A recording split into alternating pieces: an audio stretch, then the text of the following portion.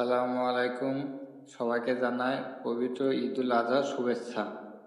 ঈদ মুবারক। আমরা এখন যাচ্ছি আমাদের গ্রাম ময়দানের উদ্দেশ্যে রওনা দিচ্ছি।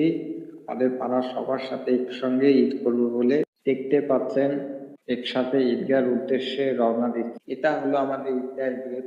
আমরা কিছুক্ষণ পর আবার ঈদগাহের উদ্দেশ্যে রওনা হলাম। আমরা এখন ঈদগাহের ময়দানের গেটে চলে আসলাম। দেখতে পাচ্ছেন গেটে অনেক ভিড়। অবশেষে আমরা ঈদগাহে চলে আসলাম।